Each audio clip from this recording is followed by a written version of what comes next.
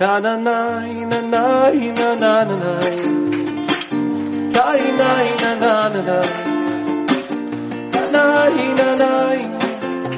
shalom, meus ahim. Hoje é sexta-feira, estamos quase no horário de acendimento das velas de Shabbat.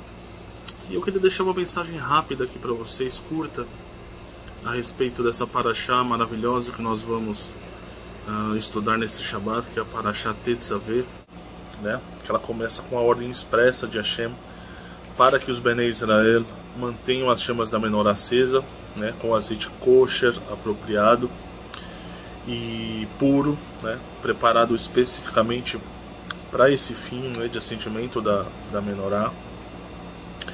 Ele descreve também os detalhes sobre a criação das vestes sacerdotais, né? Ali ele indica que Moshe, através de pessoas de coração sábio, preparem as roupas, né? Tanto para os Kohanim quanto para o Kohen Gadol, né? Tanto os sacerdotes como o sumo sacerdote, né? Que o primeiro deles foi Aharon, né? E ele descreve os detalhes sobre todas as vestes, né? Quais os materiais que deveriam utilizar, e ali depois ele finaliza descrevendo sobre os detalhes de como deveriam fazer as oferendas sacrificiais, né? Nos serviços diários do Mishkan, que estava sendo ali dedicado a Hashem. No capítulo 29, nós temos um trecho onde Hashem pede a Moshe que ele designe o ofício sacerdotal para Aharon, né, seu irmão, e a sua descendência, né? E ele detalha ainda que as vestes sacerdotais, principalmente as do Kohen Gadol, né, o sumo sacerdote, seriam dotadas de grande prestígio para o que viria a ter o prazer e a responsabilidade de vesti-las. Agora eu queria pedir para que você fizesse uma reflexão junto comigo, né? Imagine se você no lugar de Moshe Rabbeinu, né? Ele foi jogado num rio, né? Jogado num rio, modo de dizer, né? Ele foi colocado dentro de um cesto e lançado ao rio, ainda recém-nascido. Ele foi adotado ali pelos egípcios, apesar de ele ter sido criado em um lar de hebreus, né? Até certa idade, mas de qualquer maneira ele foi jogado nesse rio e foi adotado pela família real, vamos dizer assim, dos egípcios, né? Depois disso, por amor do seu povo, né, sabendo ele que era um hebreu, ele acabou matando um egípcio, né? E depois de ele se arrepender, ele ficou 40 anos no deserto até chegar a Midian, né, e casar com Tzípora, né, filha de Jetro. E após longas orações e períodos de meditação pelo seu povo, do qual ele nunca se esqueceu, que fique claro, Deus revelou a ele e incumbiu ele de libertar o povo de Israel da escravidão. Depois disso, ele foi de peito aberto ao faraó várias vezes, né, relatado ali nas passagens onde foram lançadas as pragas, né, sobre o povo egípcio. Ele viu com seus olhos, né, os milagres e maravilhas que Deus fez para libertar o seu povo, né. Ele foi na frente de Israel em todo o caminho pelo deserto, né, fez o papel do grande líder, profeta, libertador, estadista, historiador, poeta, moralista, legislador, né? Ou seja, um homem que transformou uma raça de escravos em uma das nações mais poderosas daquele tempo, uma nação forte, imponente, que mudou o curso da história ali. Ele construiu o Mishkan, cada um dos seus detalhes, conforme as orientações de Hashem, todos os utensílios, as vestes sacerdotais, minuciosamente como Deus lhe ordenou. Mas no momento de escolher o sumo sacerdote, quem Hashem deu a honra? A Aharon, né? Não estou dizendo aqui que Aharon não fosse digno disso, mas Moshe Rabbeinu era o grande nome à frente do povo de Israel naquele momento.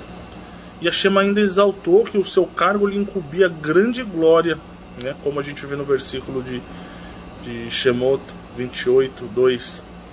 E farás vestes sagradas a Aharon teu irmão para glória e ornamento. Nesse momento a gente chega a refletir de como nós nos sentiríamos diante de uma situação dessa, né? No lugar de Moshe Rabbeinu.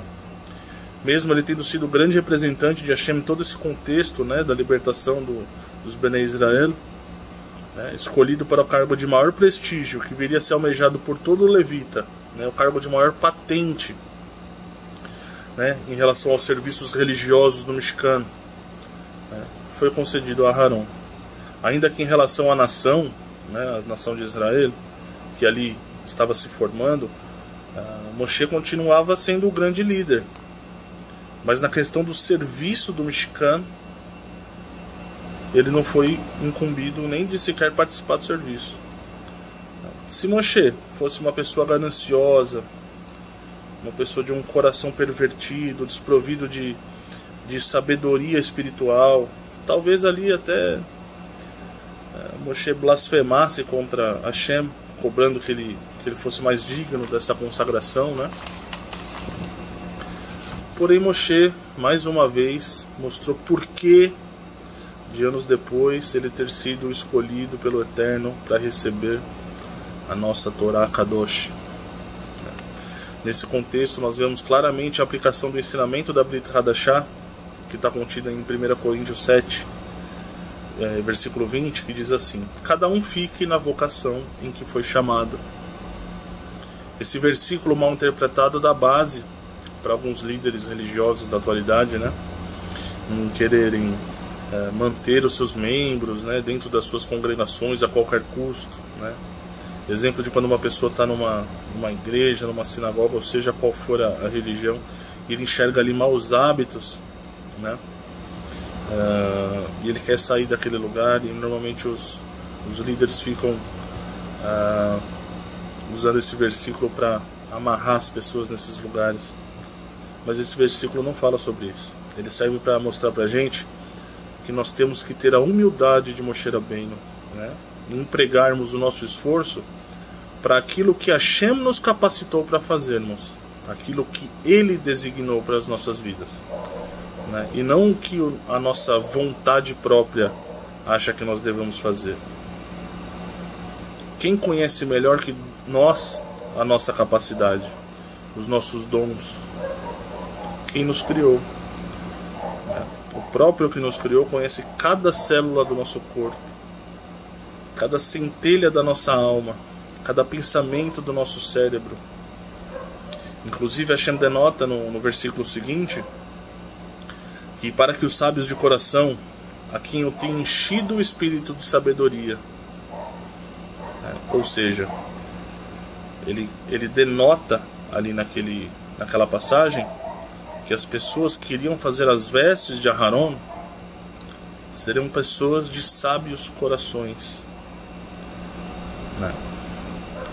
Isso mostra para nós que a sabedoria é proveniente de Hashem. E as suas revelações nos nossos corações, elas são mais importantes, né? Mais importantes do que o que nós temos como conceito do que é certo, do que é errado, do que é importante, do que não é. Maior do que o nosso intelecto é a revelação de Hashem. Isso vai contra um falso conceito religioso que hoje a gente vê muito por aí. Muito, muito, muito, né? O conceito de que quem estuda muita escritura, quem lê muita literatura, seja lá de qual religião seja, se torna um sábio. As pessoas acabam se ensoberbecendo com o conhecimento de Hashem. Só que o conhecimento, se ele não for usado em paralelo com a revelação de Hashem nos nossos corações, ele não se transforma em sabedoria. Por isso que quem estuda a Torá, estuda a Brit Hadashah, estuda o Taná, estuda os sábios, os Midrashim, Kabbalah, mas não tem uma vida digna diante de Hashem, esse conhecimento ele se torna inútil. É a mesma coisa que você ter uma Ferrari e não ter uma carteira de habilitação, né? Porque o que transforma a nossa realidade é a sabedoria proveniente de Hashem. É isso que faz diferença no mundo. Amém? É isso que eu queria falar para vocês hoje. Que o Eterno, nosso Kadosh Baruch Hu, abençoe vocês e as suas famílias. Beshem Yeshua HaMashiach. Que o Shabat de vocês seja deleitoso, com muito descanso, com muito estudo da Torá, com muita revelação de Hashem.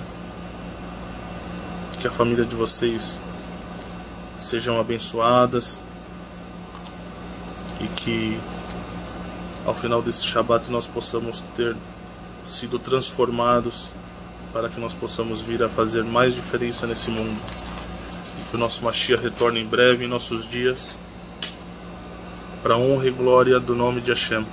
Amém? Shalom, shalom.